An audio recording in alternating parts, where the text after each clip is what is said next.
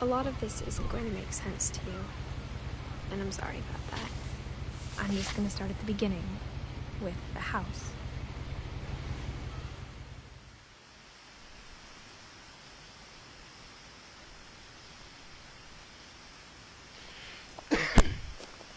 Sorry, I'm setting up the stream now. I lived here until I was 11, but I wasn't allowed inside half the rooms.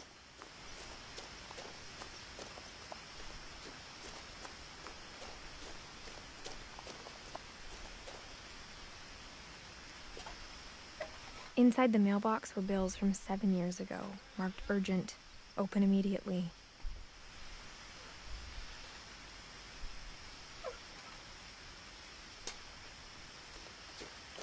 I hadn't been back since my brother Lewis's funeral.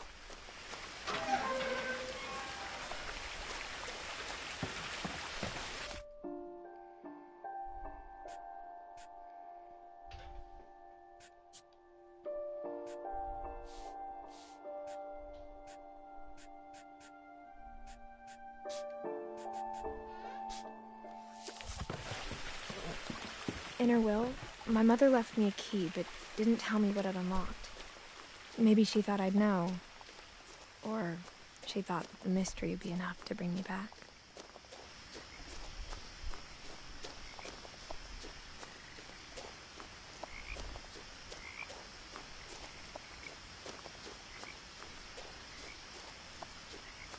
No one had driven this way in a long time, but I saw a few hoof prints.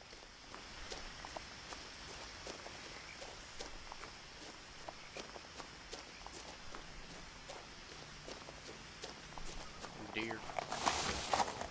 Pretty close to it too.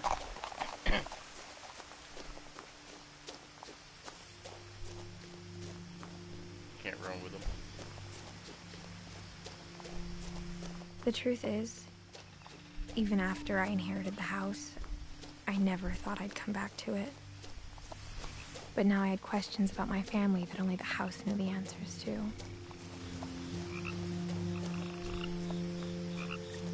The house was exactly like I remembered it, the way I'd been dreaming about it. A huge house.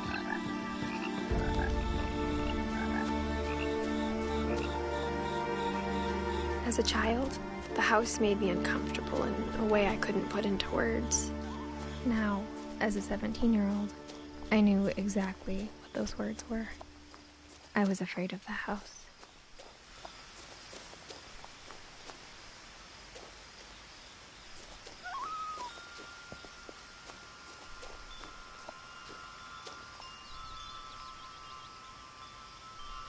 Crawl through the doggy door. She has a whole Crawling key. through the doggy door used to be a lot easier when I was 11. Yeah, I played it one time a long time ago. That's why I decided to go ahead and replay it.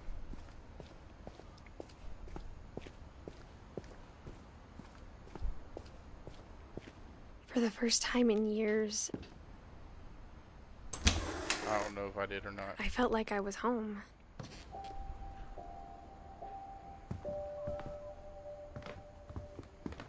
But instead of a family, there were just memories of one.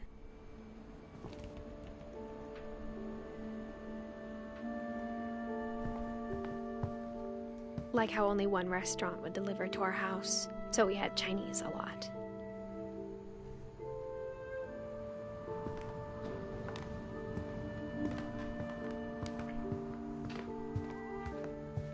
The table was still a wreck from the night we left. It was like a bomb had gone off, killing everyone but sparing the furniture.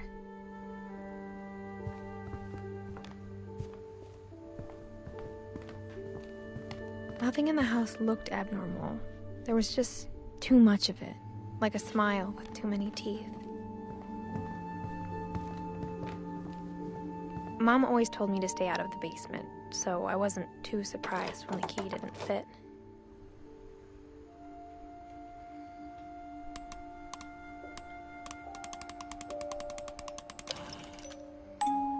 Great-Grandpa Sven built a music box for Barbara, along with the rest of the house.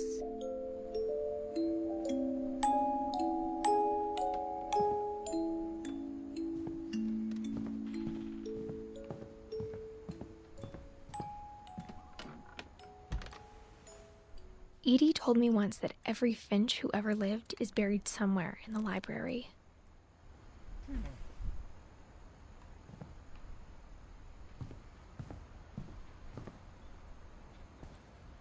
After Milton disappeared, Mom sealed up all the bedrooms. Then Edie retaliated and drilled peepholes.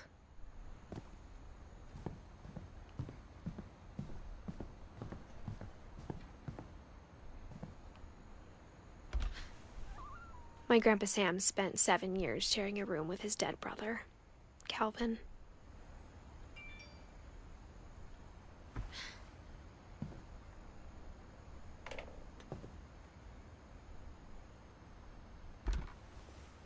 As a kid, I just assumed every house had peepholes and sealed rooms you weren't allowed inside of.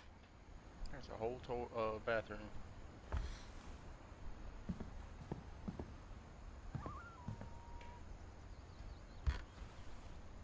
The last time I was in Eidith Sr.'s room, I was 10 and she was painting my portrait.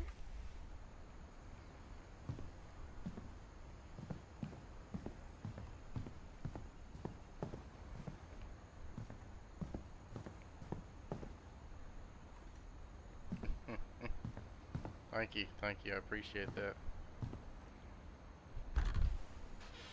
Molly always seemed like a girl I could imagine being friends with, if she hadn't died in 1947.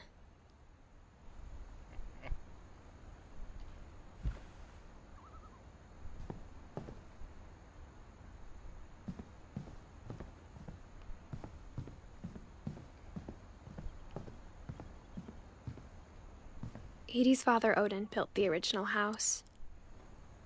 Whenever people ask me about my family, the first thing they always want to know about is Barbara.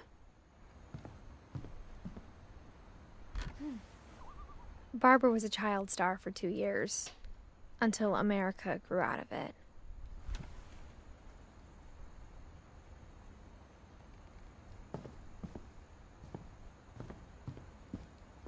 Mom must have locked the third floor stairs on the night we left.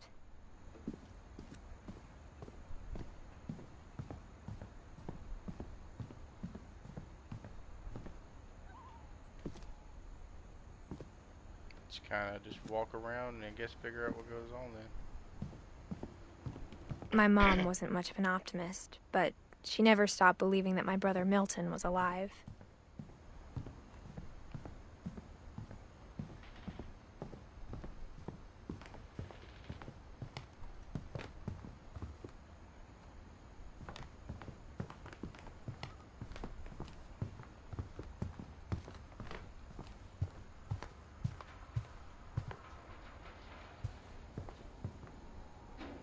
After Lewis started working at the cannery, we all got pretty sick of salmon.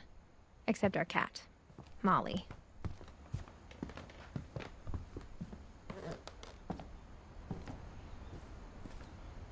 The power had been turned off the night we left.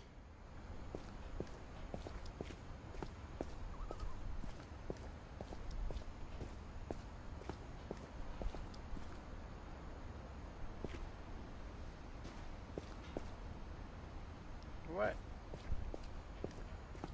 No, I'm confused. It doesn't even show where you're supposed to go.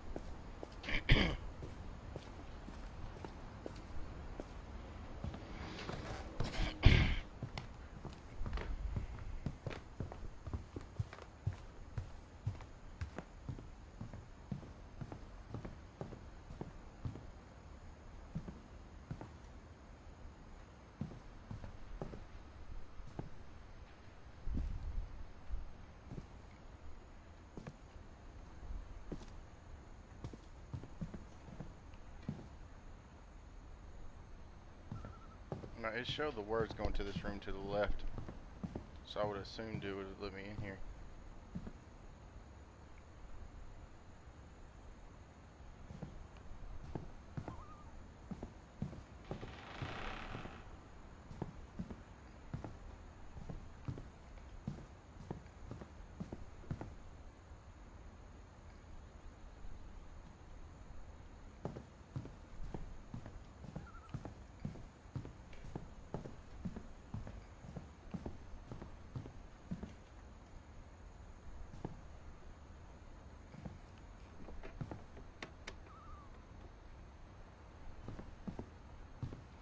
Oh, I didn't even see this.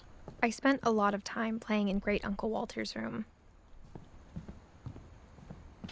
Lewis told me there were secret passages, but I never believed him.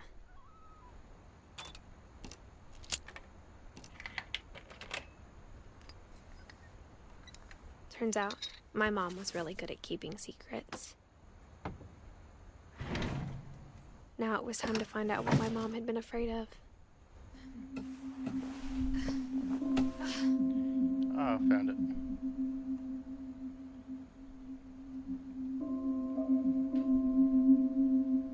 Reading this, maybe it sounds like I had a plan, but I had no idea what was behind that door. Just like I had no idea where all this was gonna lead. I grew up looking at Molly's room. Molly's gerbil had a tiny bedroom with its own even tinier gerbil cage. Being inside for the first time, I felt like I'd stepped behind a painting.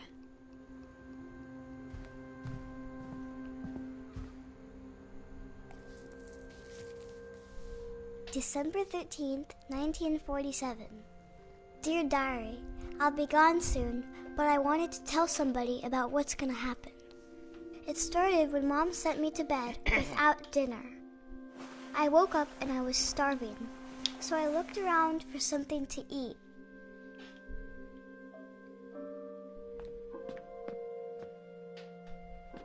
The gerbil food was dry, but I didn't mind it. This pillow is right beside it.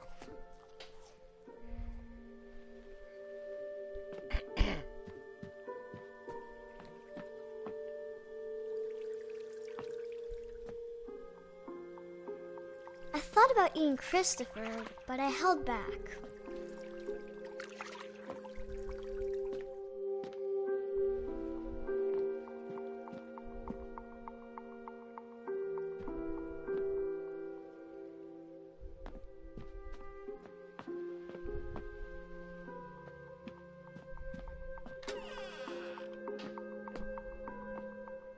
I kept eating and eating.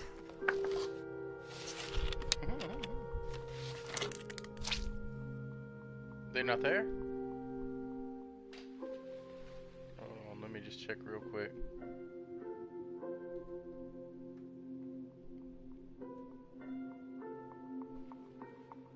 Oh, shoot. Hold on, let me set this one. I gotta set one to, Tier 1 emote. I don't have that one. Hold on, let me set it up. Alright, I'm just gonna give you SpongeBob.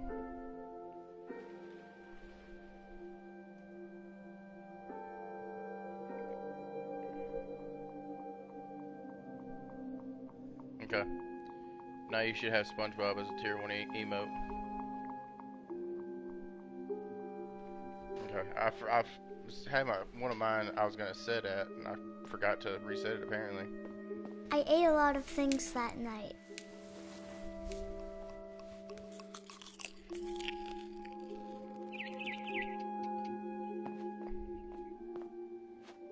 Then I heard chirping outside my window. It was a barn swallow going back to her nest. I reached out for her. And suddenly, I was a cat. What?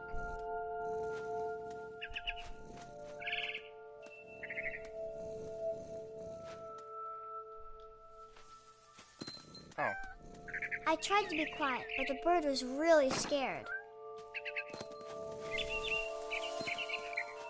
Alright, come on, bird.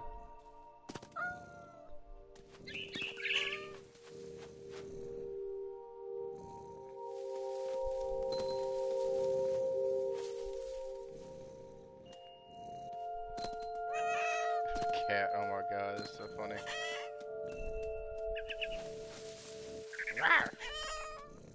Oh, I saw your nest. I know that's where you're gonna go. I jumped and I almost got her.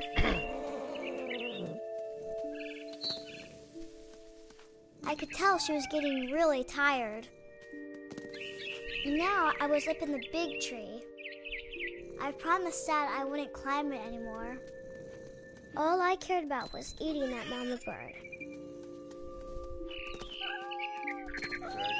I gobbled her up. And suddenly, I was an owl. First, all I heard was the wind. Then I heard little teeth nibbling in the grass. It's pretty cool here.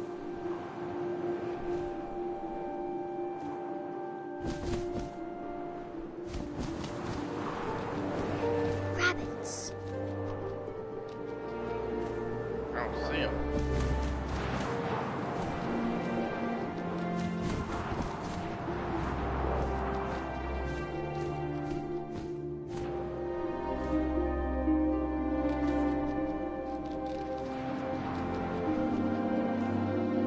Oh, okay, there they are. Here we go. Rabbit. I imagined his face looking up and seeing mine through my talons. I swallowed him up, and I didn't little chew bitty girl. one bit. Then I flew off to find something bigger.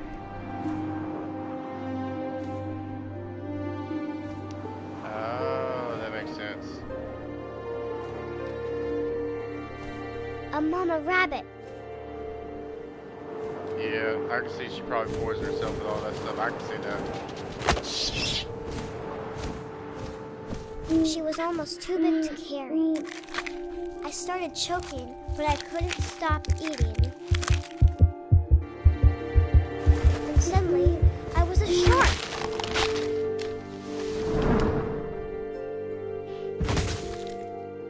Yeah, she hallucinated.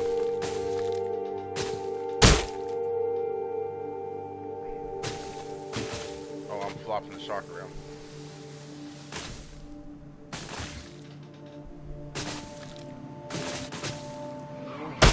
I rolled off a cliff and into the ocean. Now, I was hungrier than ever.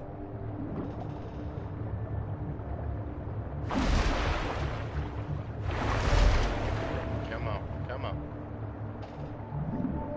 I wanted fat, juicy seals. I tore off her flipper, and it tasted really good. This little girl's sadistic.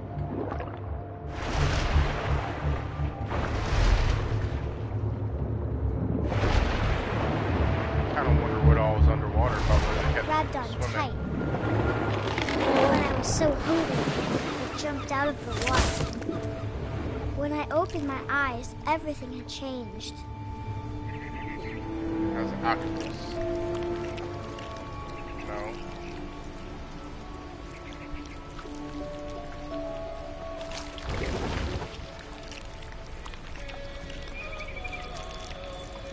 Now I was a monster, and I smelled people everywhere.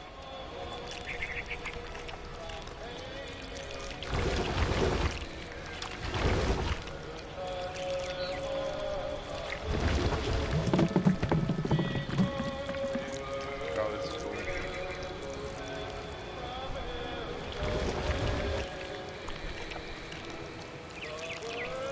I was big, but I moved real quiet.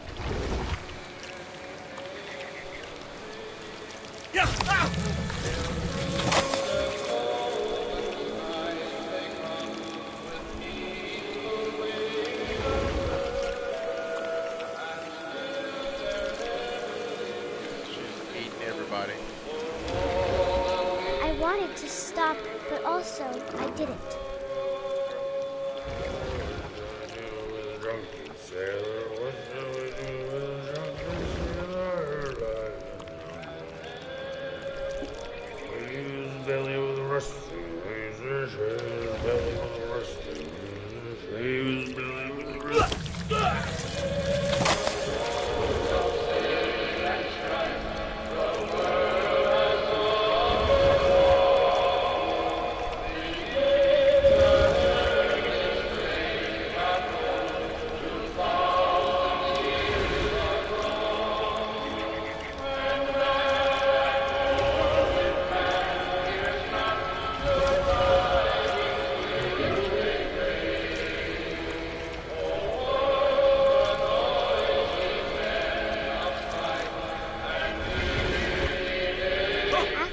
last passenger, I was still hungry.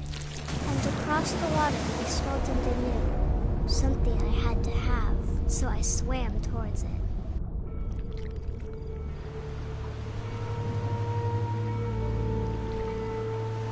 I slithered onto the sand, and the good smell went into an old pipe.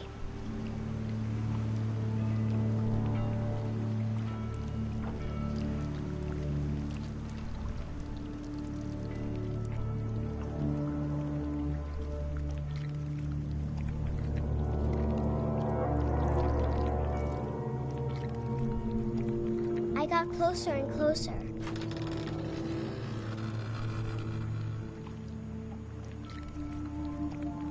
That's her room.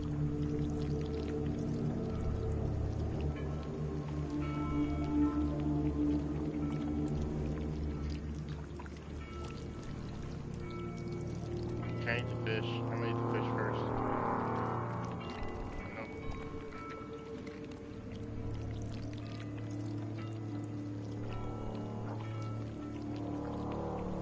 Well, apparently I have to go around this way.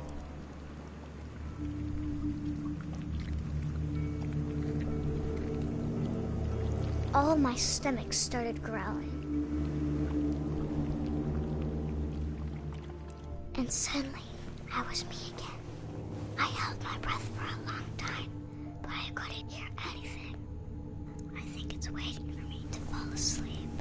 But it's not going to wait much longer. It needs to feed, and we both know I will be delicious.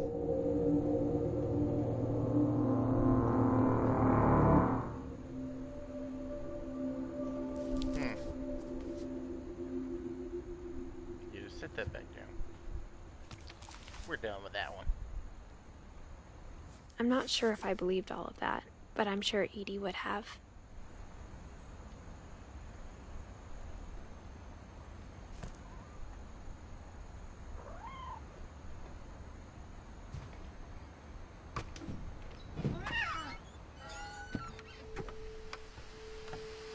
This will be obvious later, but my mom never told me any of these stories.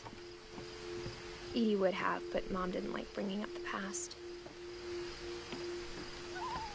Though, when we adopted a stray kitten, she was the one who named it Molly. I spent a lot of time in Great-Grandma Edie's room.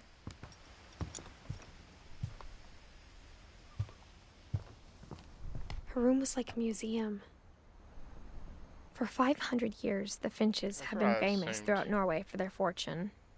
And misfortune. Odin Finch buries the latest victims of the family curse, his wife Ingeborg and their newborn son, Johan. On January 7th, 1937, he set sail with his family and his house, hoping to leave the curse behind. But 40-foot waves off the coast of Washington send the house and Odin to the bottom of the sea.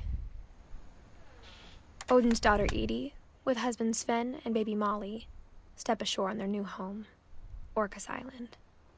Odin Finch is the first to be buried in the new family cemetery. His daughter Edie is already dreaming of a new Finch house.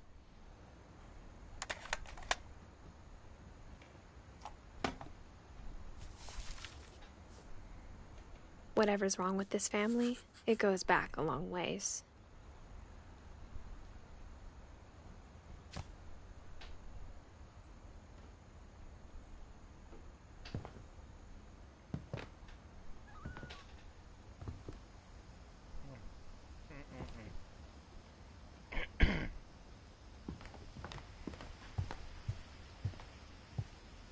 When Edie told people Sven was killed by a dragon, she could also have said he was building a dragon-shaped slide that collapsed. She could have, but she didn't. Even in her 90s, sometimes Edie seemed a lot younger than my mother.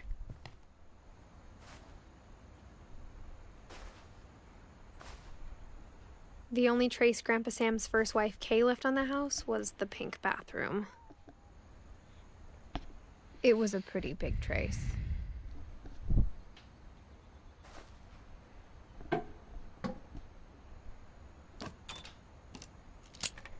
That's funny.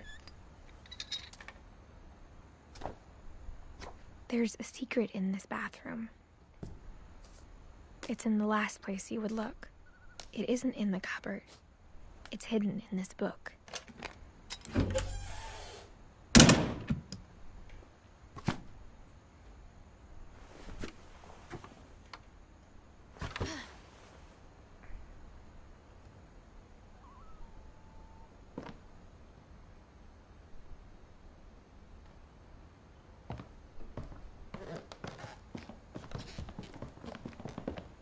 From the paintings on the wall, it was clear my brother Milton had been here before me.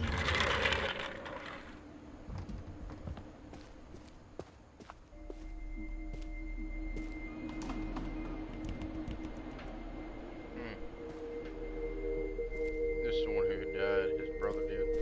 I knew Grandpa Sam had a twin, and that he never talked about him. I guess my grandpa didn't like history any more than my mom did.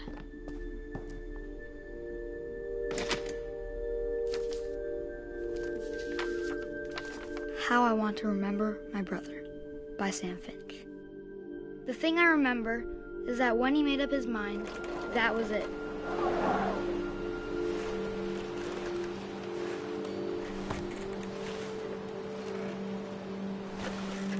My brother said he'd die before he ate another mushroom, and he did. At Barbara's funeral, we swore we'd never be afraid again, and he wasn't. I think Calvin always wanted to fly.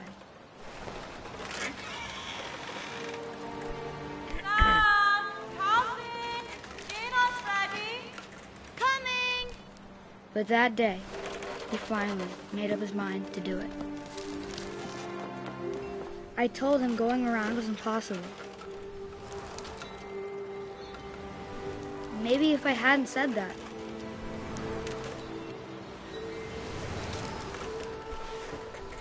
Calvin, I'm not gonna tell you again. maybe if the wind hadn't picked up,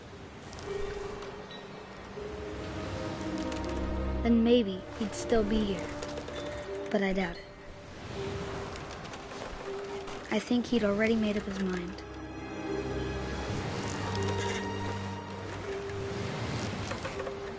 That's over a cliff, too. That's what I want to remember about my brother.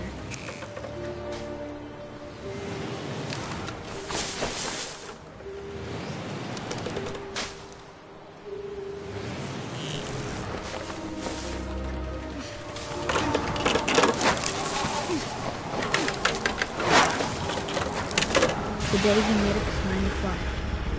And he did.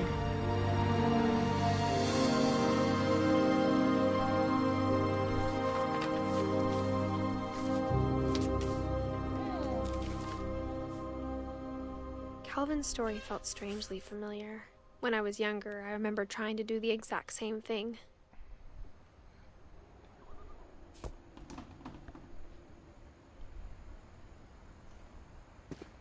After the funeral, Edie roped off Calvin's half of the room. That's crazy.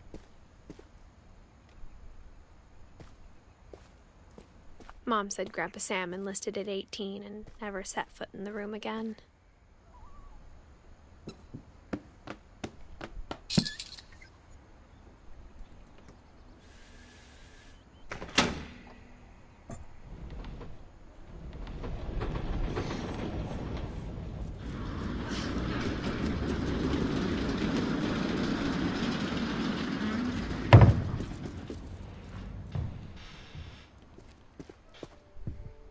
The passages were a pretty tight fit. They'd obviously been built for smaller hands and bellies. I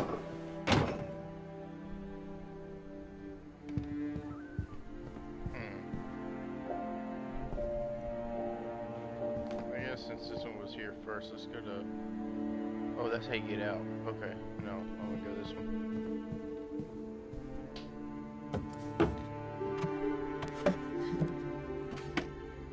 Growing up, I always thought of Barbara as a child star.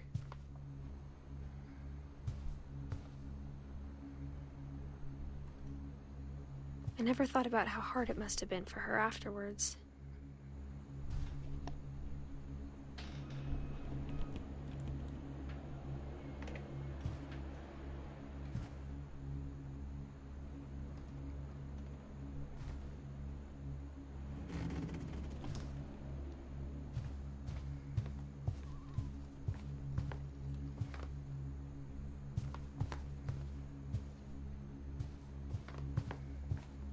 Oh, there it is.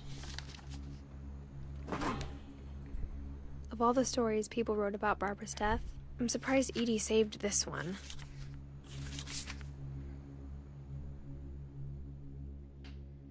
This is a Halloween Oh, thing. Jack here with another ghastly tale inspired by America's most unfortunate family. I'm calling it The Surprise Ending of Barbara Finch.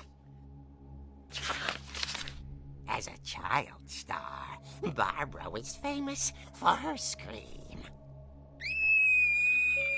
Now at 16, she was all washed up, a has-been. But in a lucky break, she'd been asked to perform her signature scream at a local convention for monster movie fans. It was just the boost her career needed. Unfortunately, her scream hadn't aged well. Getting better. I think you just need the right motivation. Like the Crypt Her Keeper. biggest fan and current boyfriend, Rick, was about to demonstrate when... Now that was a great scream. It was Barbara's father, Sven. He'd slipped into a table saw and had to be rushed to the emergency room. So Barbara got stuck babysitting her youngest brother, Walter. Her convention comeback was canceled. Okay, I'm hearing frustration, but I'm not hearing terror. What if I tried... A gang of hoodlums in Halloween masks have been terrorizing Orcas Island tonight. Police are urging residents to... That came from the basement. You're right! Also, I loved your delivery on that. Why is your basement door locked? Because my dad likes making puzzles and secret passages. There's a key hidden in the music box. The secret is to keep winding and winding until finally the key pops out. Thanks, babe. I'll be back in a sec. 20 minutes later, Rick hadn't returned. So Barbara went to look for him, right on cue. She reached for the music box. And as she wound the key, she listened for Rick, but the house was silent.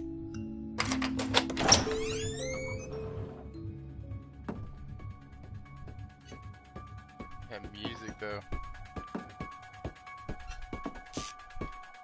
She found Rick's crutch and imagined the worst.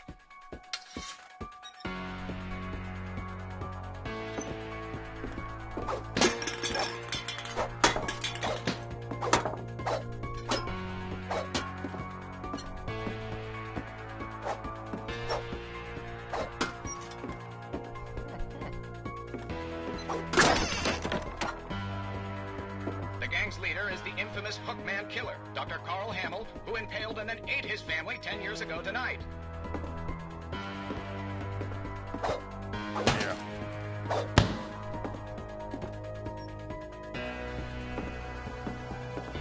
The old fridge rattled and grew still. Oh dear! Oh! Rick? Barb, relax. I was just trying to scare you to help you find your scream. Well, I'm not scared, Rick.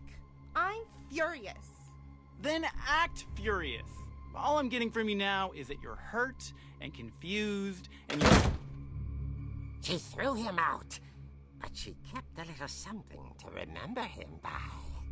Barb, have you seen my other crutch? And she was still holding it when she fell asleep watching the late picture show. hours later... Barbara! Walter, what's going on up there? Ah!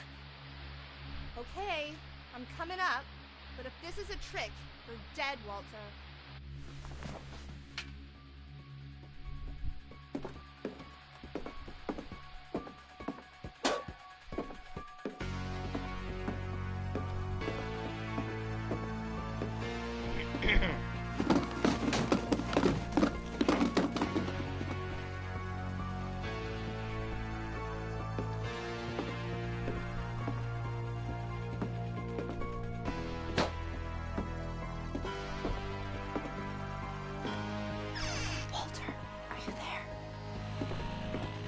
Walter had vanished, but his bedside radio was still on. Orcas Island police describe the man as 6 feet tall, with a steel hook for a hand. Residents are urged to lock all doors and windows and notify the police of any suspicious activity. Barbara turned, saw the hook man, and was speechless. He was quite smashing. And he was. He couldn't get enough of Barbara. Okay, Barbara, there's gotta be another way out of here.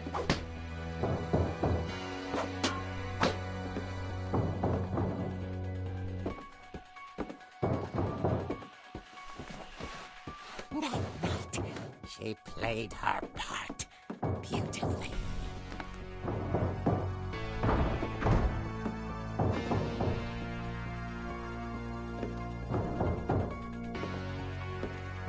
She thought about abandoning Walter, but just couldn't do it. Molly's door hadn't been opened in years. The hinges groaned.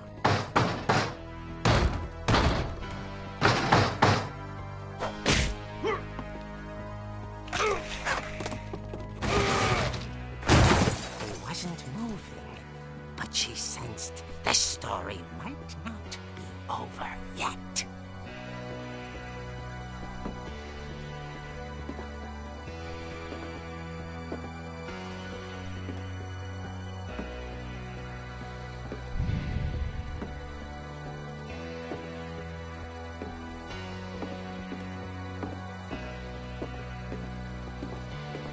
The hookman had vanished.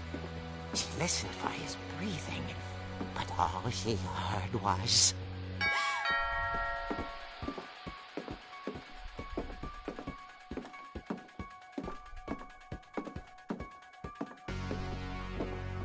At the door, she heard whispering. It was coming from inside the house.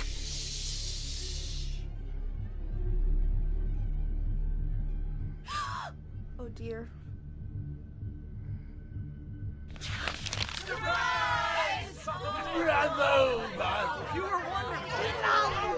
monsters had come to surprise her. For Barbara, it was a dream come true. Then she saw what kind of monsters they were, and she realized what was about to happen. She was going to be famous. And with her final breath, Barbara Finch gave the performance of her life.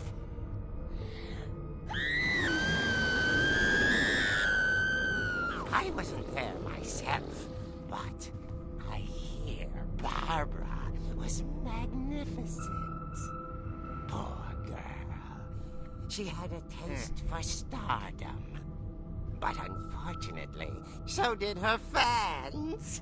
Of course, the police blamed it all on poor Rick, who disappeared the same night. And little Walter? Hiding under his bed the whole time.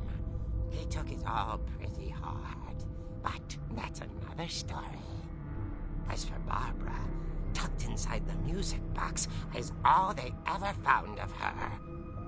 Her ear. Now that's what I call a real eerie tale.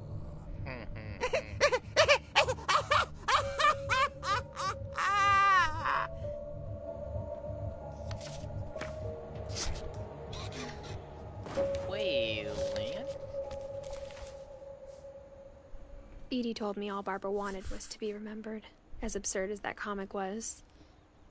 Maybe what Edie saw was a happy ending.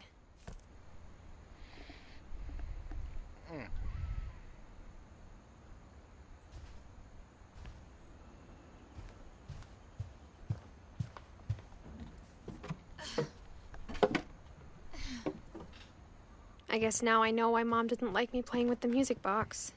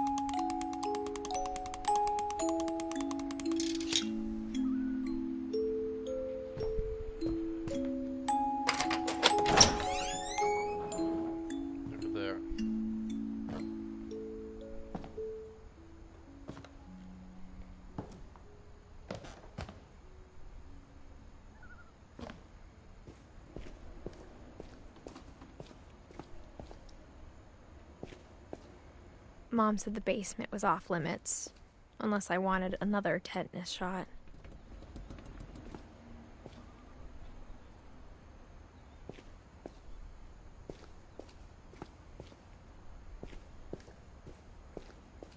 I saw Edie sneak down to the basement once, carrying packages. I thought maybe she was hiding presents. It turned out she was hiding a lot more than that.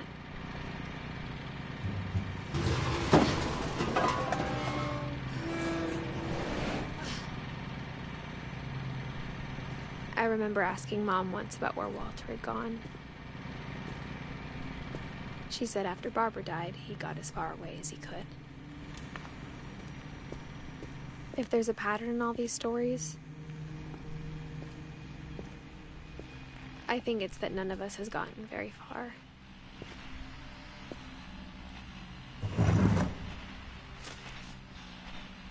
Goodbye, everyone. I can't believe I've been down here for 30 years. On that first day, after the shaking started, I didn't think I'd survive a week.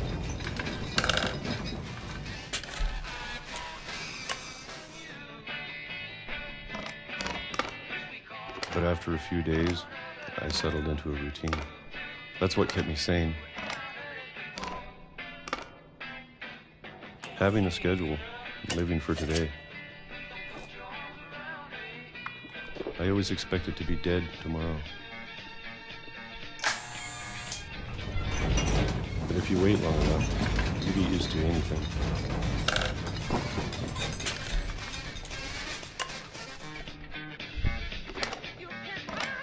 Even a monster on the other side of a door starts to feel normal.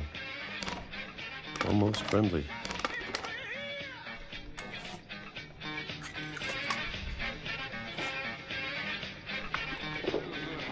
And then one day, everything just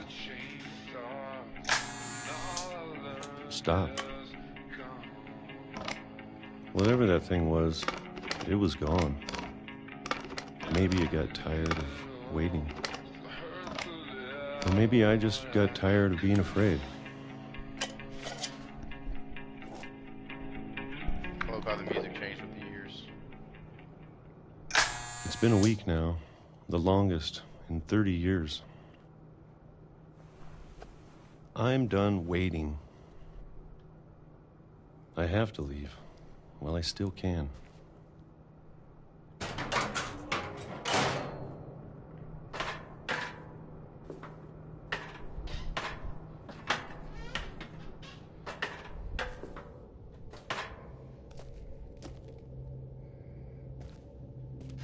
I know it's out there somewhere. Whatever killed Barbara and Molly and Calvin. Maybe this is all a mistake. But I need to stop living the same day, even if it kills me.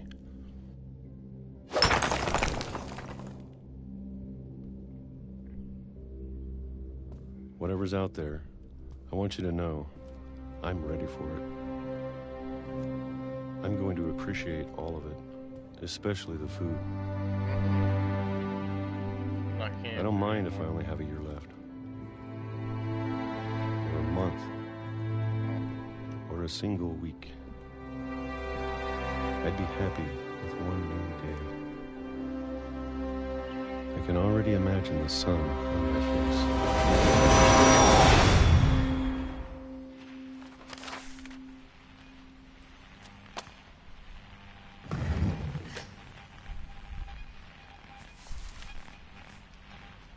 Walter died when I was 6.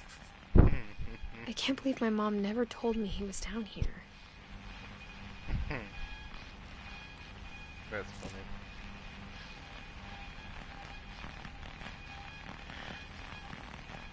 I'm sure my mom was trying to protect me.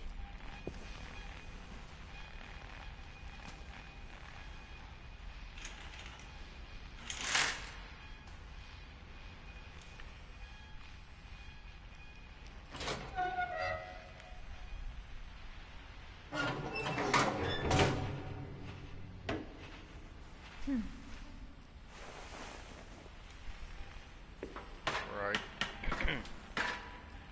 Maybe she was afraid I'd end up like Walter.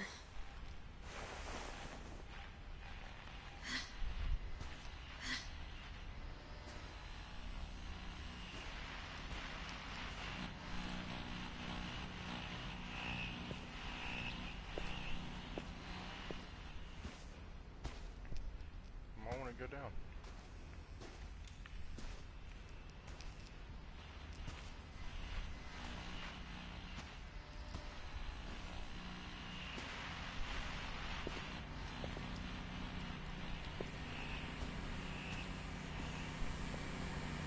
Guess I'm supposed to go back up.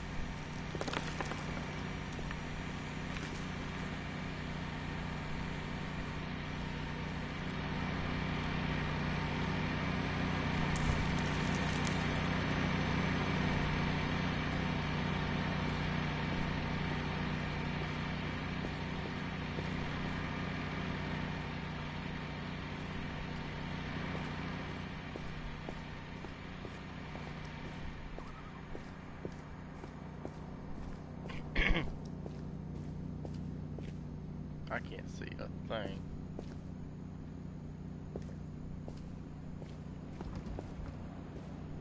It's supposed to let me go down? You sure?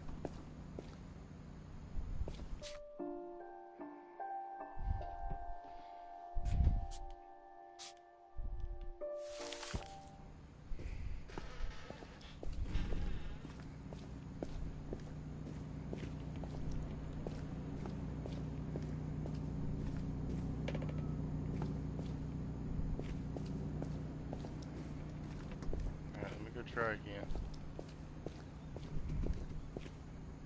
I don't know why it's so dark.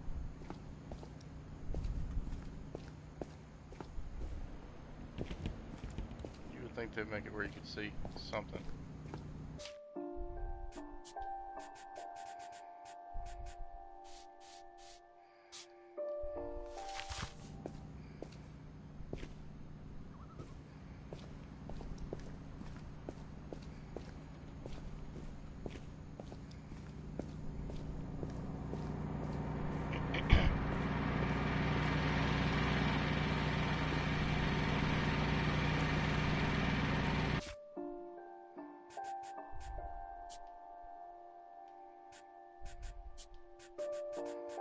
Let's put this back to normal.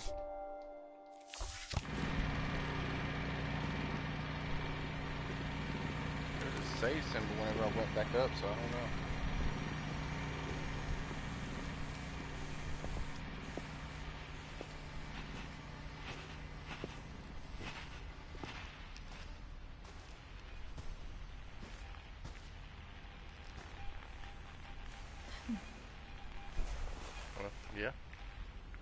let me now. A while ago, it didn't let me go down. It started on and it came back up. But if she never told me about an uncle under the house, I can only imagine what else she was hiding. I don't want to make the same mistakes she made.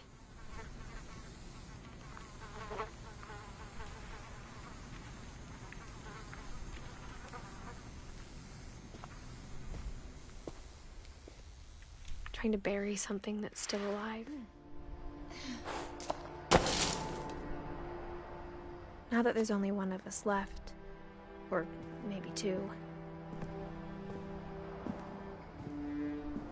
I thought it was time I heard the stories for myself and found out what happened to everyone else. But now I'm worried the stories themselves might be the problem. Maybe we believed so much in a family curse, we made it real.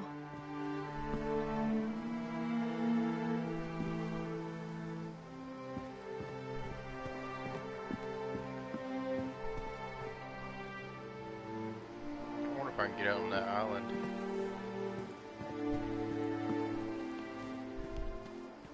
I don't know if I should even be writing this. Now, how do you know that?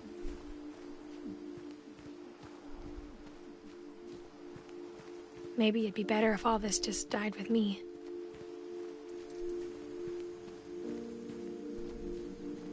But I thought you should know about your family.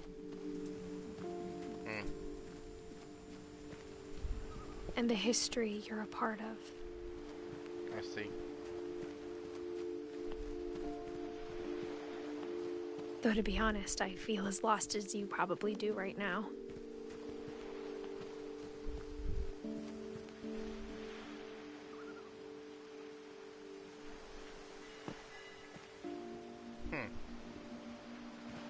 I see.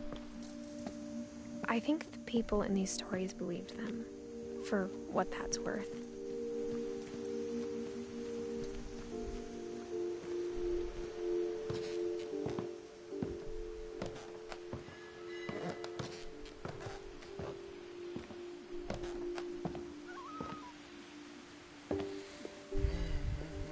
And when you look at the house, that history of imagination and stubbornness and madness, any of it seems possible.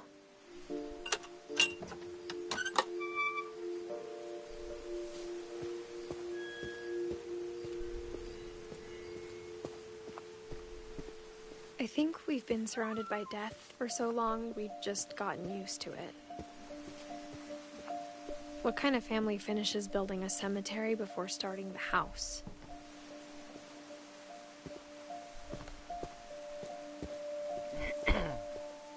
It's embarrassing for me to admit this, but the pet cemetery made me more uncomfortable than the human one. 3 of the gerbils are mine, and 2 had been my fault.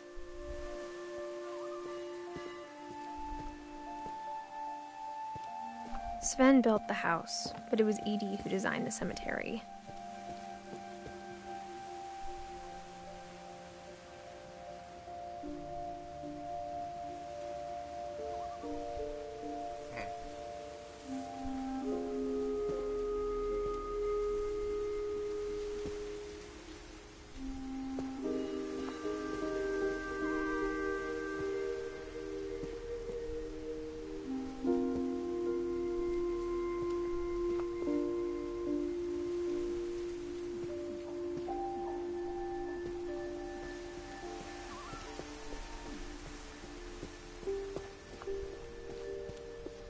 I'm sure Odin's monument had been Edie's idea. My mom was always trying to move on, but for Edie, the past never went away.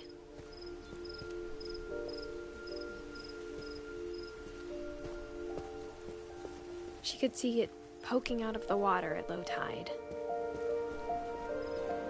I was just wondering about this thing. I hope it lets me see what's on this island, because I want to know. Edie said she dreamed about the old house every night.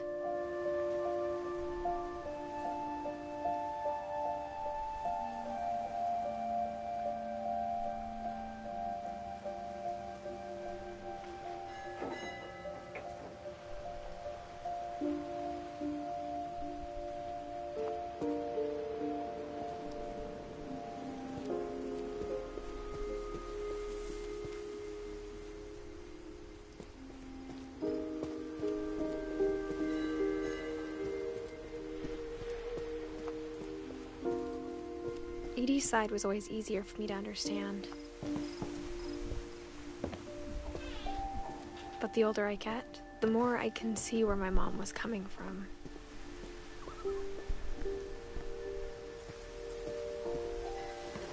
She lost 2 of her brothers, just like I did.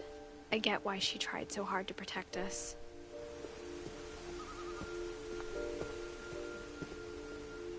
There's so many things I wish I could ask my mom now. Part of me thinks this is what she wanted all along. For me to come back someday and find everything out for myself.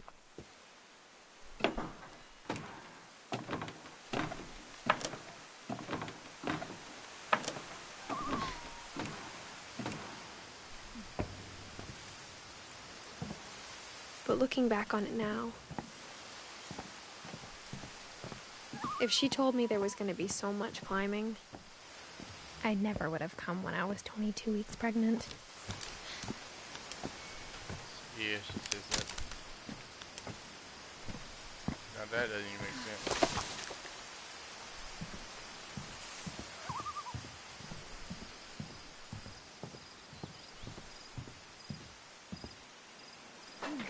I never met Grandpa Sam, but I think he and my mom had a lot in common.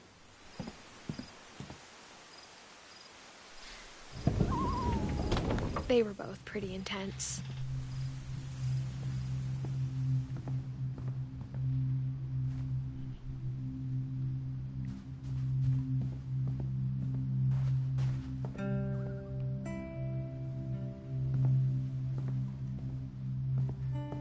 Instead of hiding from death, Sam seemed to go out of his way to meet it.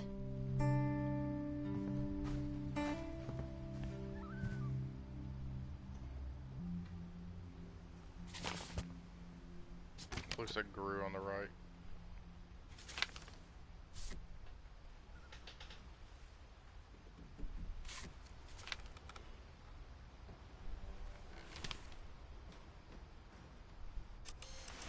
Dawn, I promise, you'll never forget this weekend.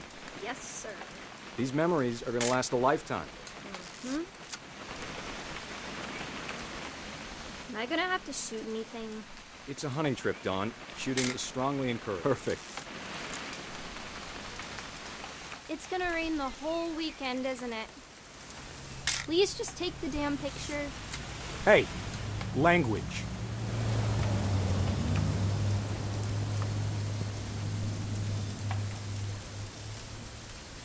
Did you want to get a picture of me or what? Oh. I will never forget this weekend, Dad. That's the spirit. Okay, got it. I'm gonna take some pictures, okay? Just be careful. The camera's older than you are.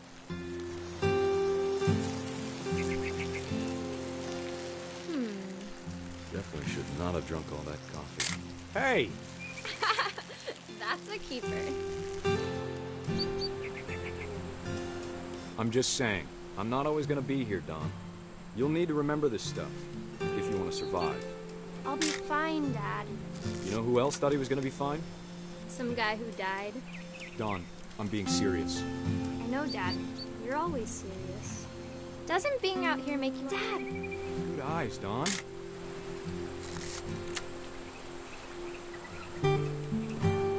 Before you take the shot, let me get a picture of him.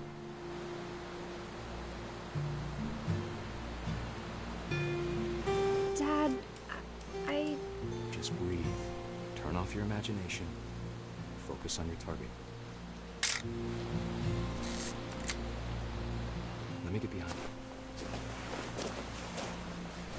you. Do I have to do this? Dawn, you don't have to do anything. But if you want to survive, you'll need to be strong.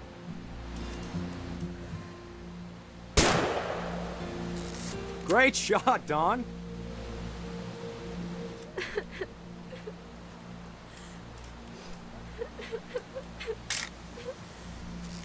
I'm proud of you, Dawn. Always remember that, okay?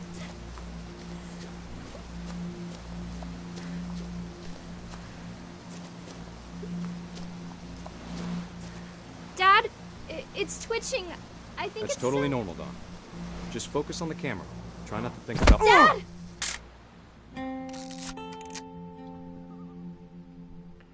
I knew where that was going.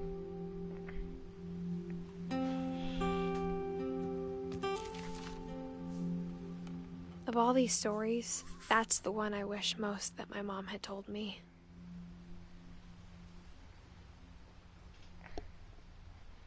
That sucks.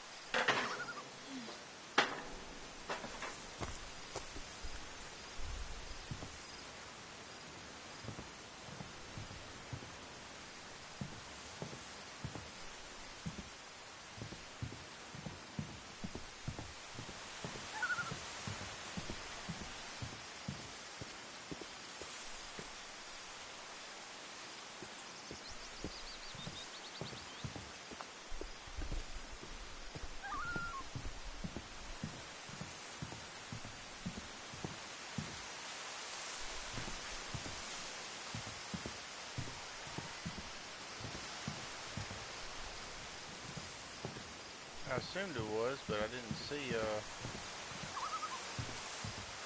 anything.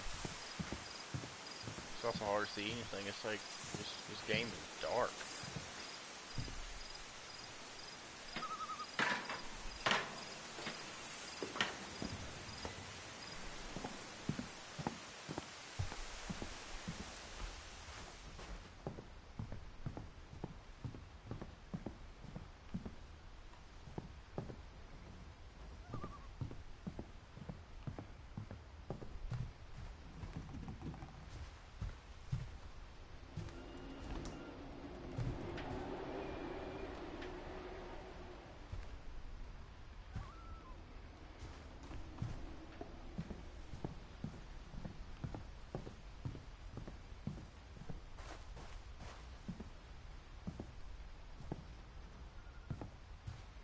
Oh.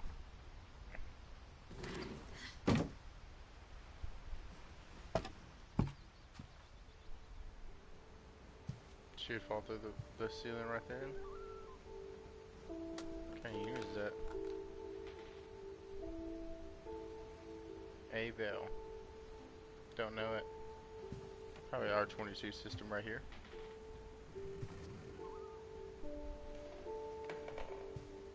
MREs. After Sam died, my mom and Edie got really close. They'd both lost a lot.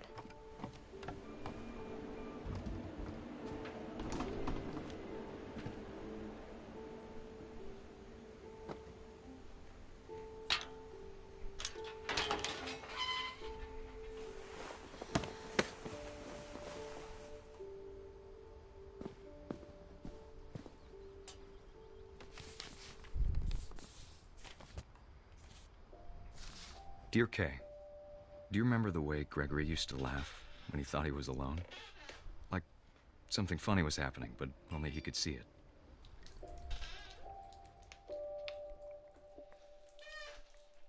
I think he saw things the rest of us don't.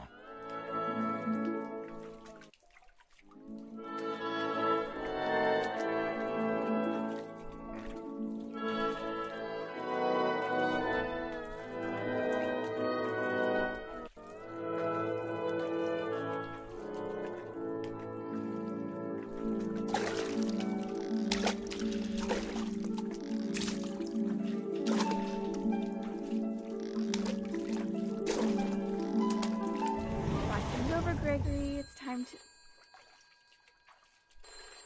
Hold on, sweetie. Hello?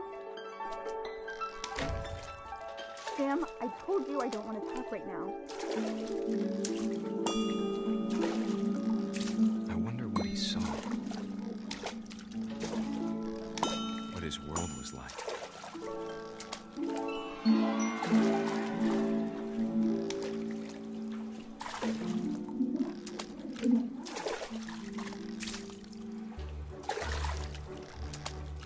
He reminded me so much of Calvin. Lost in his imagination.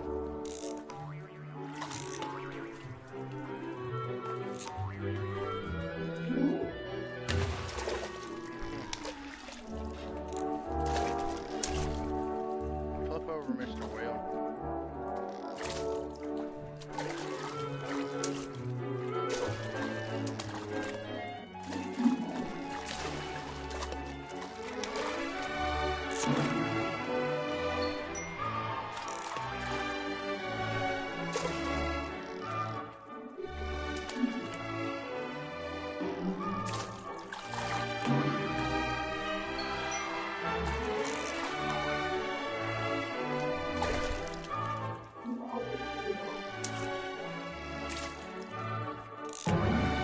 I know how silly it sounds.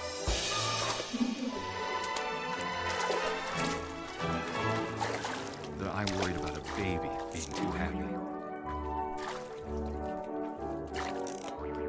But I could feel him slipping away.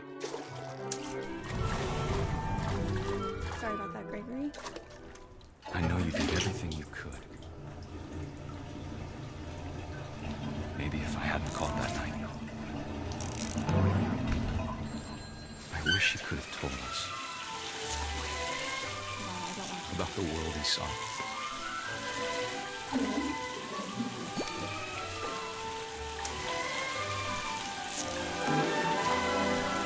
There's so much I don't understand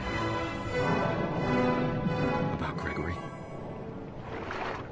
About everything.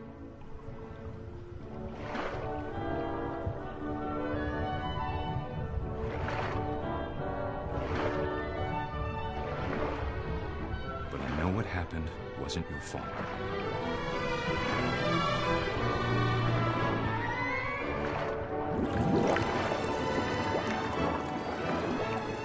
I'm sure he's happy. And he'd want you to be happy too. Good luck, Kay. Love, Sam.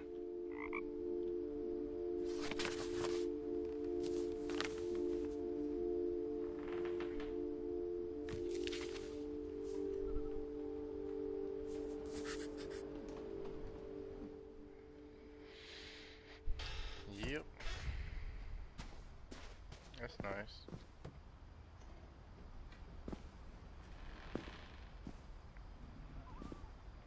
I can't imagine my mom ever writing poetry, and yet...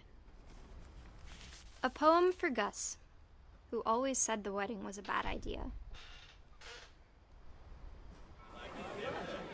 Our father never hit us kids, at least not very hard, before the day my brother said with teenage disregard that he'd be dead before he'd see a wedding in our yard.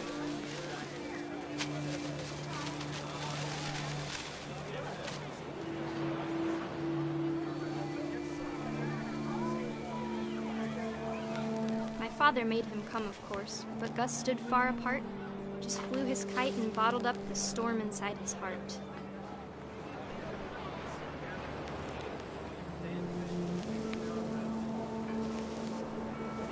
I tried to talk him out of it, but though he'd never met her, we don't need a stepmom were the words that I now pronounce you husband and wife. You may kiss the bride.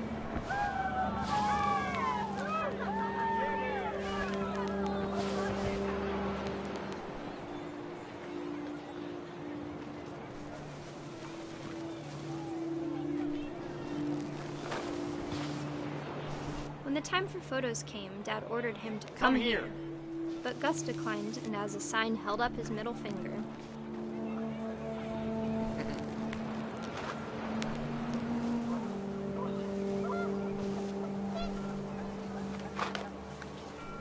The wind picked up, and panicked geese appeared and quickly went.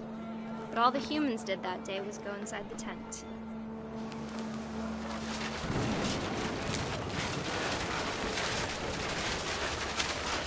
The rain came down in buckets then, but no one seemed afraid that nature might destroy the tent our dad had crudely made.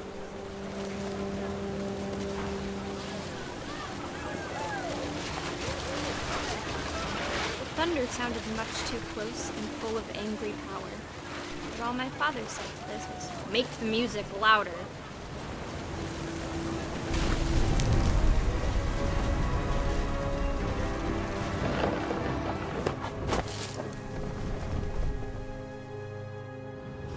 I wish that I could truly say I thought about you on that day. Out there on the beach alone, just you, the wind, sea, and foam. But I didn't. Until we found you.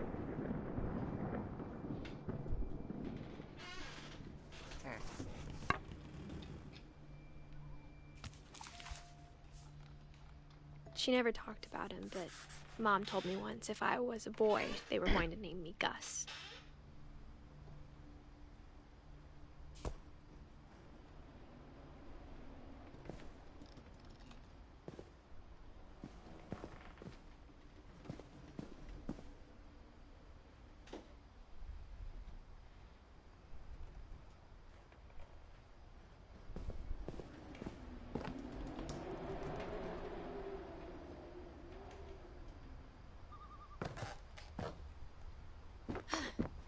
My mom moved up to the loft after her brothers died. At the time, it was as far away as she could get.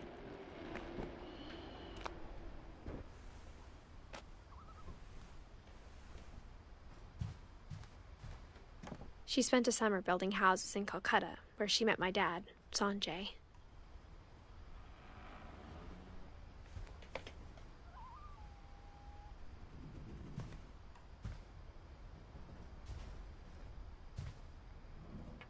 My mom moved to India a week after graduation and got a job teaching English. Louis was born a year later.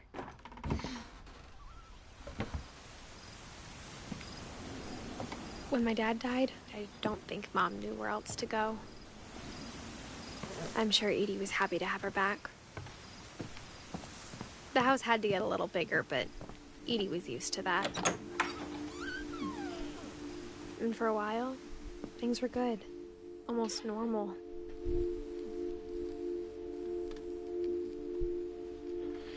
But it didn't last. The beginning of the end was Milton's 10th birthday, when Edie gave him a castle.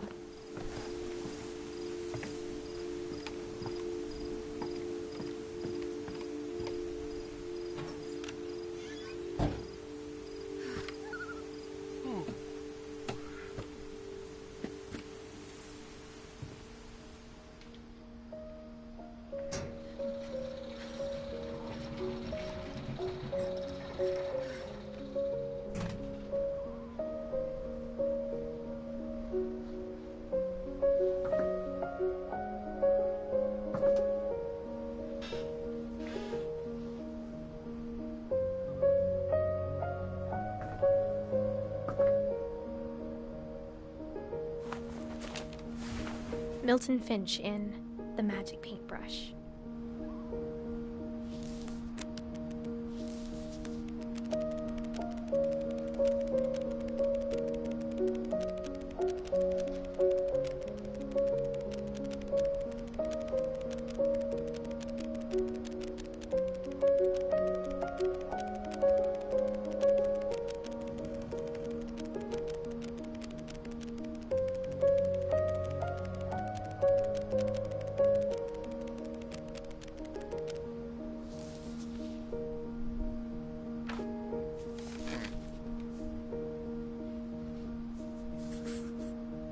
I was 4 when Milton disappeared.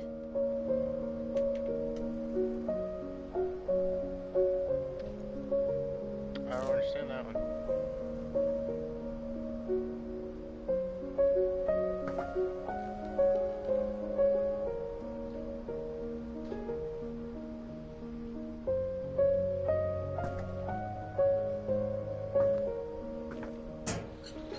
Mom spent months searching for my brother. Then she sealed the doors.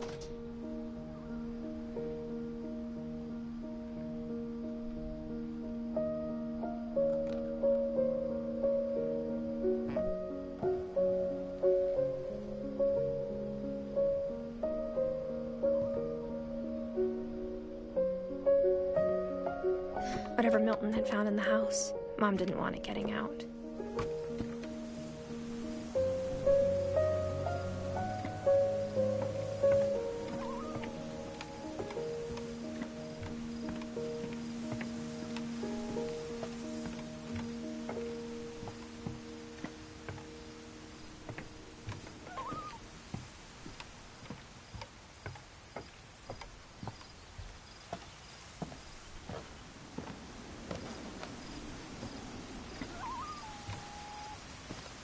Mom definitely blamed Edie, but I think Louis blamed himself. After he graduated, he just spent more and more time in his room, until Mom got him a job at the cannery. Everyone always told me to stay out of Louis's room, except Louis.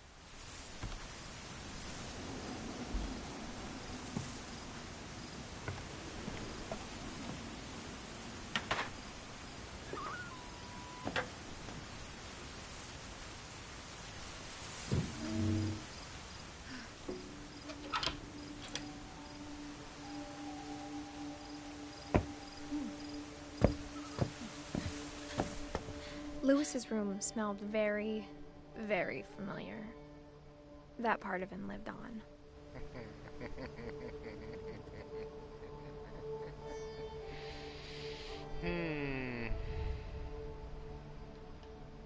That's funny. Louis and I spent a lot of time playing games together, but he was surprisingly bad at them. He died a lot.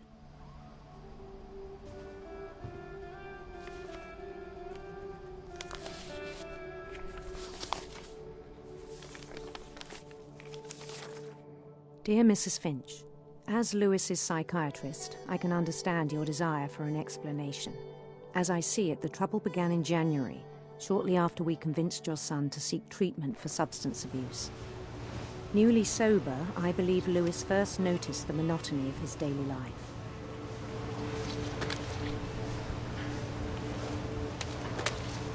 He kept working at the cannery, but he withdrew part of himself. In our sessions, I saw the same behavior. His mind began to wander. Oh, hey. I asked him to describe it. He said he started small, imagining a labyrinth. He'd feel his way about. Then something moved. Bats. And toads.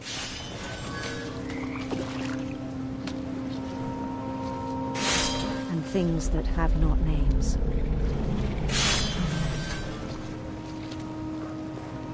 He knew it was all in his head.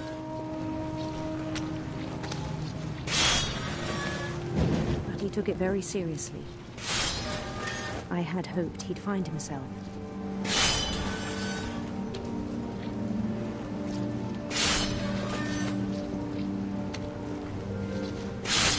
But he found something more.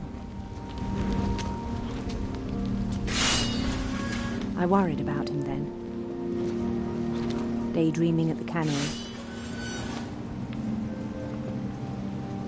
I spoke with his boss. But he said Louis had become a model employee. Methodical, tireless, focused. Like a whole new Louis. So I let him go on.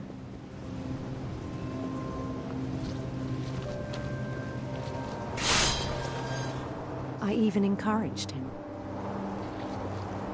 It seemed very promising at first. He told me he'd made a new friend.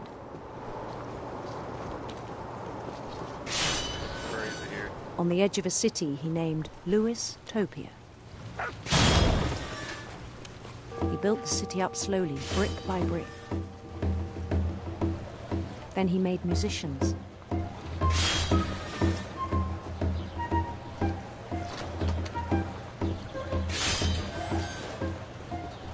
And songs for them to play.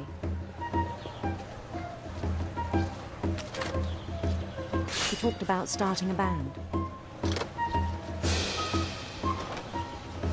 And he was always humming something. Every day his imagination grew stronger. He no longer spoke at the cannery, but his chopping was as reliable as ever. Then one day it struck him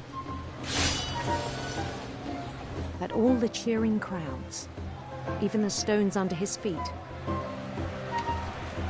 were all in his imagination, so he could do whatever he wished.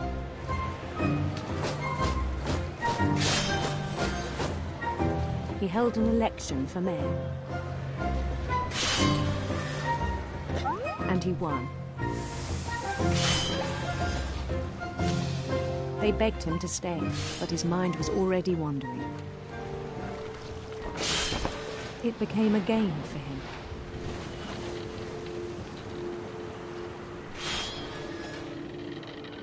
He'd conquer a city, then immediately push on.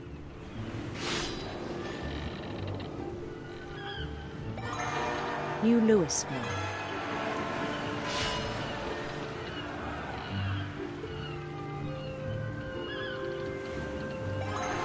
St. Louis.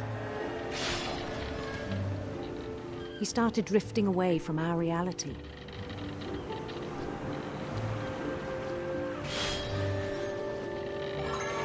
Minneapolis, until one day he forgot to go home from the cannery.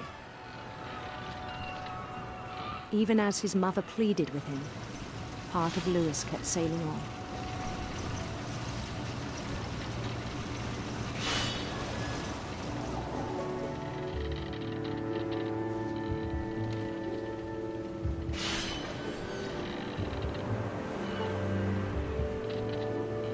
In Louisburg, he heard rumors of a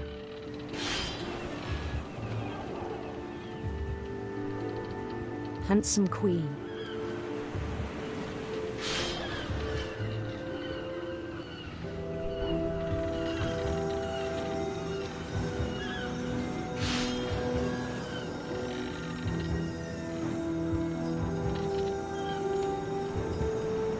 The queen was on her own quest for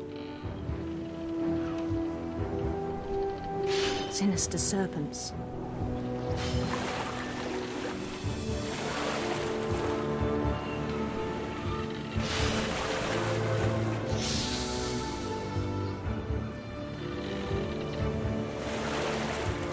He followed the sound of her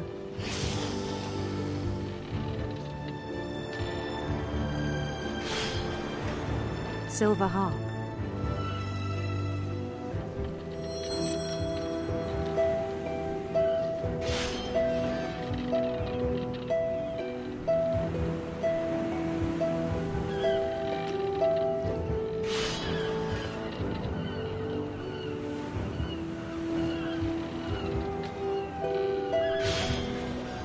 His chase led him to a golden palace east of the sun and west of the moon.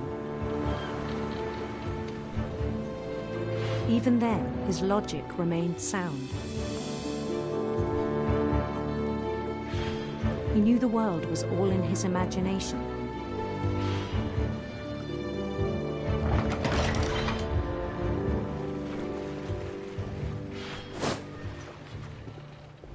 But he was so proud of having created it.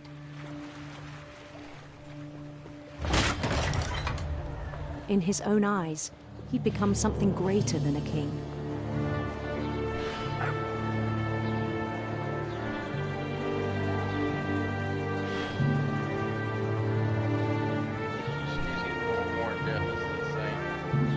For someone who'd never known success in the real world, I think it was overwhelming. And then it struck him that the real Louis was not the one chopping salmon, but the one climbing the steps of a golden palace.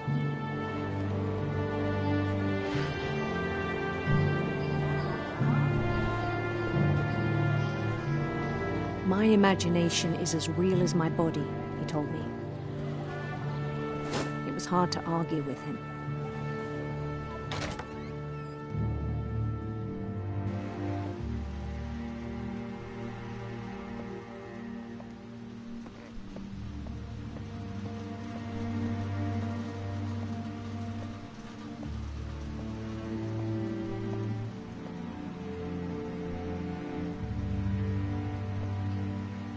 He began to forget the world we know.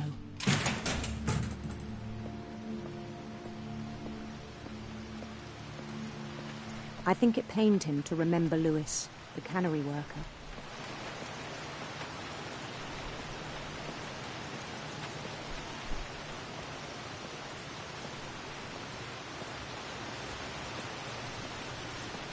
He began to despise the man with a royal contempt.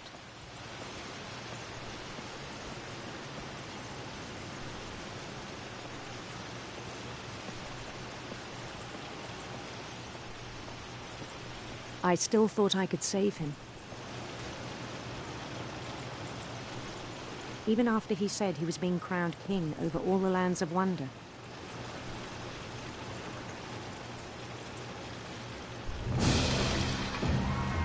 The palace would be packed with his companions.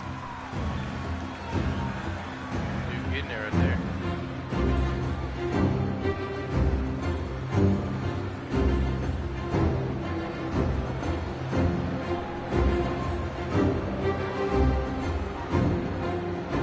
Including the wise Calico who had insisted on advising him.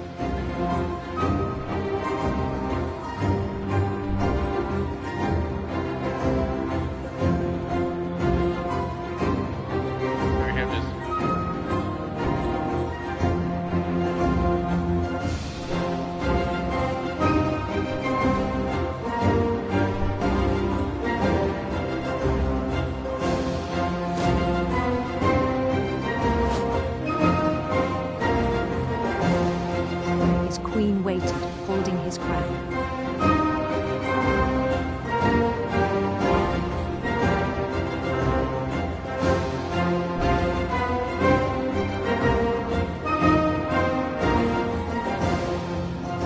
There was only one thing left to do.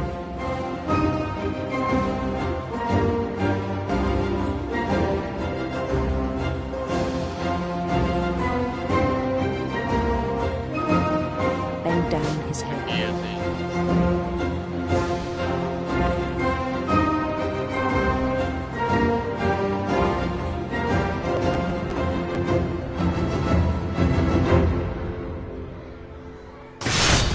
And the rest I think you know.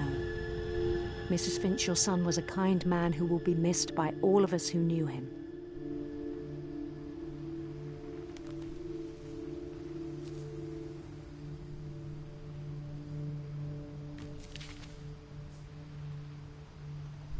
My brother was really cool.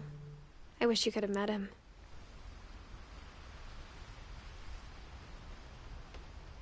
So, now there's only like 2 more people, I think. Alright. Let me get up and I'm gonna feed Scout. And I will be right back. It'll take me about 1 minute, so I'm gonna run an ad break. I'll be back.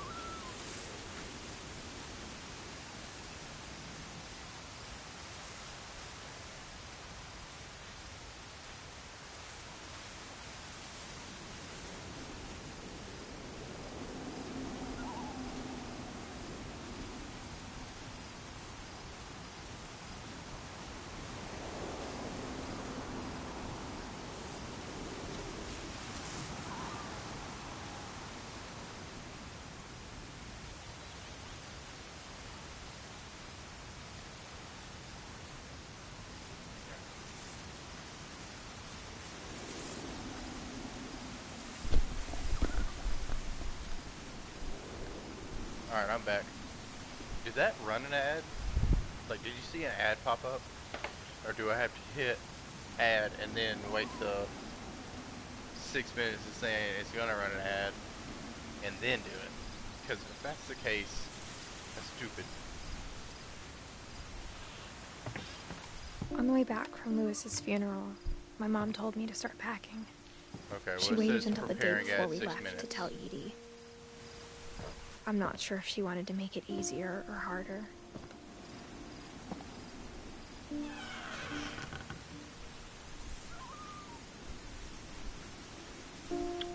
I don't know. I wish we'd stayed. But I understand why we left.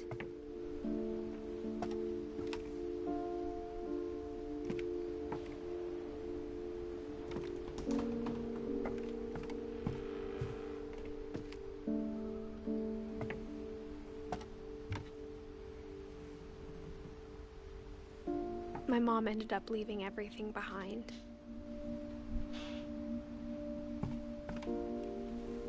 I'm gonna test it out again. What happened that night had been coming for a long time. I'll test out in 5 minutes. Whenever Maybe it should have come sooner. Whenever it says it's prepared, I'm gonna test it out and see. It'll be a 1 minute ad break if it works. So it won't be. But it had to end one way or another. All that's left now is to tell you about that last night. Of course, the game's almost done, so.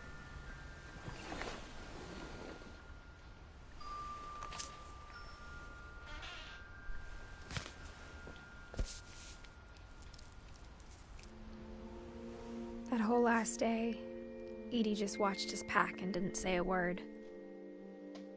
Until supper, when she raised her glass and said, "To our final night together, and all our final nights apart."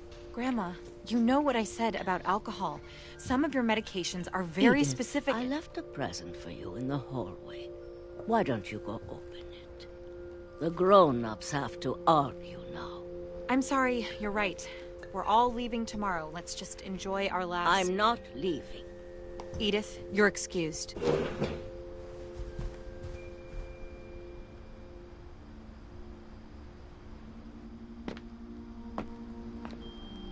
The power had been shut off that morning, but Edie always had plenty of candles.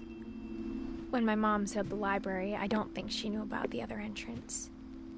Or that Edie had a key to it.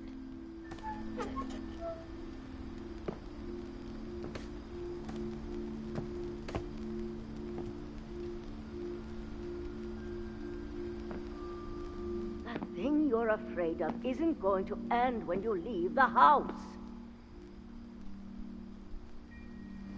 Edith has a right to know these stories. My children are dead because of your stories. I think it's best if Edith and I leave tonight. We'll have the nursing home send a van for you in the morning, okay?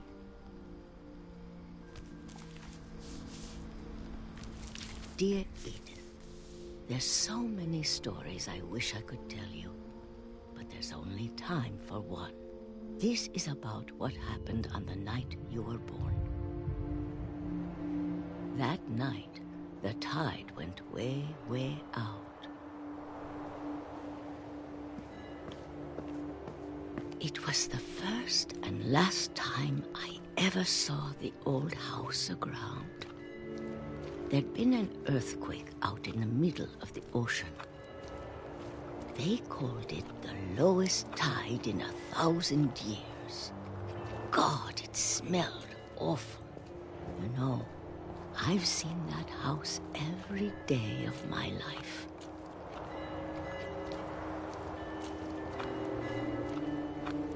But I never thought I'd go back to it.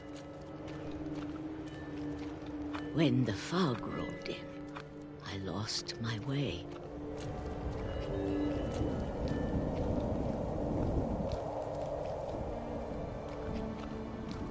I got turned around.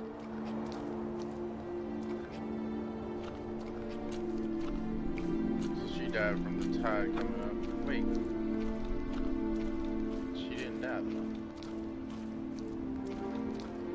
For a She died while, like this. I wondered.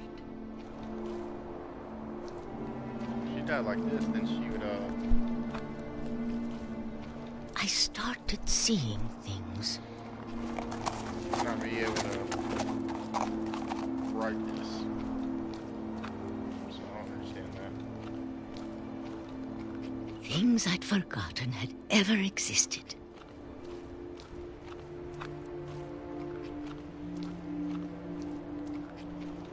But when I saw them, they felt like old friends. That night, a lot of things came back to me. Or maybe I came back to them.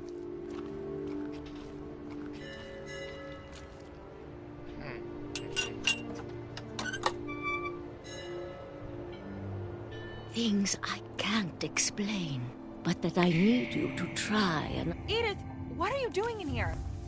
It's mine. Eidith! Mom, you're gonna rip it! Let go! I kicked and screamed, but Mom dragged me to the car.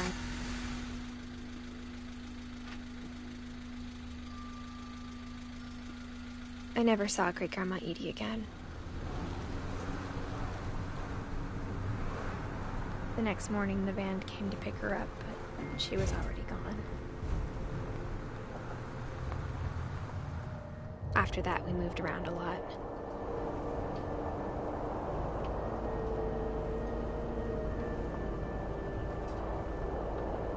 We both tried to make the best of it.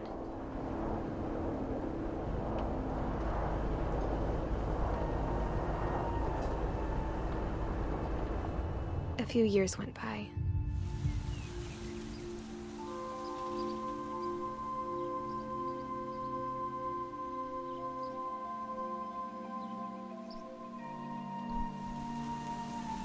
My mom doesn't like to talk about it. If she went in the tide, how would But she write she the, started getting sick a lot. how would she The rest write it? happened pretty quickly. See what I'm saying?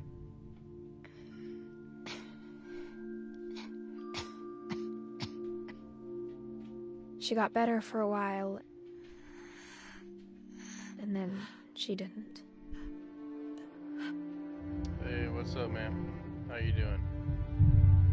And then I was alone.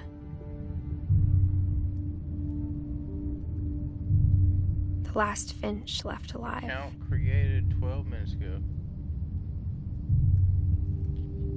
Until I found out about you. You got a second account, or what's up? I'm still not sure what to tell you about all this. If we lived forever, maybe we'd have time to understand things. But as it is, I think the best we can do is try to open our eyes. I hate that you're catching the end of the game. And appreciate how strange and brief all of this is. Because this is literally closing out. This journal was supposed to be for you. But now I hope you'll never see it. I just want to meet you. And tell you all these stories myself. Well, but I guess if you're reading this now... I did this... Things didn't work out that way. I just got through playing it. I started it tonight. Been almost 2 hours. I'm just finishing it now. What part you stuck at? This is where your story begins. I'm sorry I won't be there to see it. It's a lot to ask, but I don't want you to be sad that I'm gone. I want you to be amazed that any of us ever had a chance to be here at all. Good luck. One second. Don't me. I just put you on timeout for just 600 seconds apparently on accident. I did not know how to do that. I put you on timeout. He's playing through the first time. I don't want to give away everything would happen. He just joined, so I don't want to give it away. I know what you was doing right there, but I don't want to give it away to him. Didn't know he was going to put you in timeout for 600 seconds. But yeah, man. What you stuck on? I can help you with it.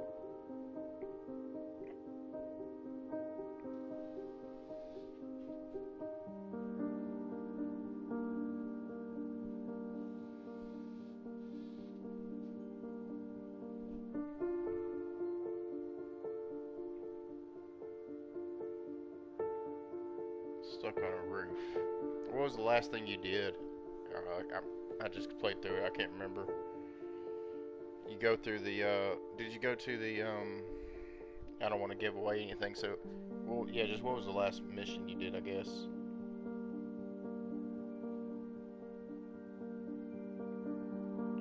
Alright, you're on timeout, Monkey Wilkes. You're not timed out, just don't give away anything. Alright, yeah, just whatever the last thing you did, just let me know. And I can try to help you on where to go. But, oh, you might be where I got stuck at. I got stuck at somewhere. So you're on the roof. Did you get on the roof and then did you just do the army one, the one that did hunting? Like the guy who went hunting?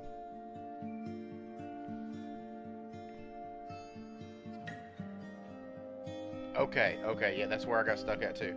When you go into his room, look left, and over where you read the thing at, and back off to your right. In that corner, there's a door. It's just a little bitty door. There's my dog, and you should be able to slide it and keep on going through. But yeah, you just as soon as you go into the room, look left, and it'll be on your right, and it should be right there, and you'll be able to keep on going then. I assume you're playing right now. If you're playing, go ahead and go through there. Is what I would do. Let me know if that helped you. Alright, man. Awesome. Glad to help you out. Alright, well that's going to probably be my stream. I'm going to appreciate the follow. Yeah, if you need any more help on anything, should be a whisper to me. It's synced up to my phone, and I assume that it can go to me. I'm not 100% sure actually. Yeah, I appreciate that. Yeah, if you have any more questions, I guess I assume whisper brings it straight to me. I'm not 100% sure, but I got the app on my phone. If you need help, I'm about to hop off here, but if you're PlayStation or something, my username on Twitch is the same as my PlayStation, so you can shoot me a message on there, and I'll try to help you through it. But alright guys, that was the end of my stream. Well, I guess I'm just gonna let this play through right now till the end. Sit here and talk for a second.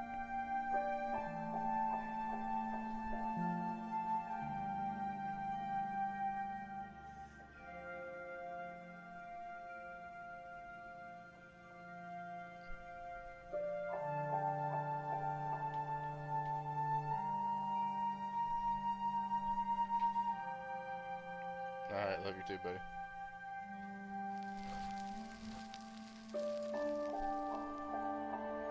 The end.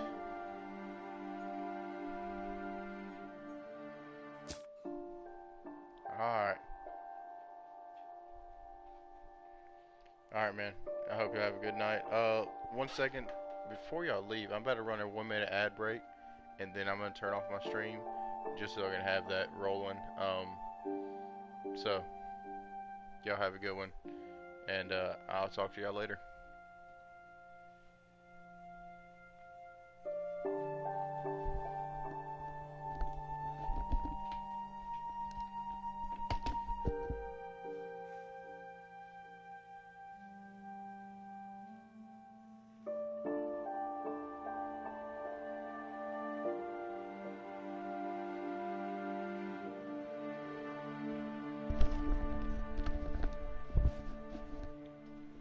See the ad right now, because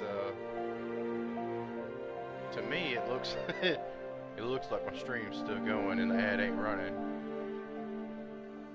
If it's not, I gotta figure that whole deal out.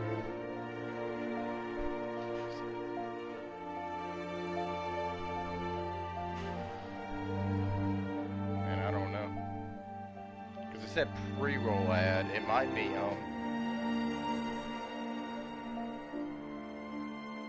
Okay. Alright, well, yeah, that works.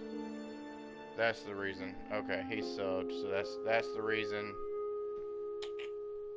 That's the reason it worked. Alright. I appreciate it. Okay, yeah, I thought I turned it off. I have an option where I can turn it back on where subs do see an ad, but I left it off just because I feel like if you sub to me, you deserve just not to watch an ad. But anyways, alright, well, I appreciate it, guys. You have a good night, and talk to y'all later. And good luck playing through that, man.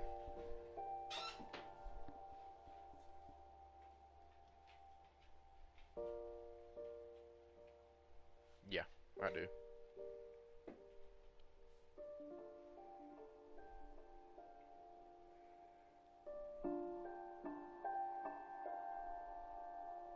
Alright.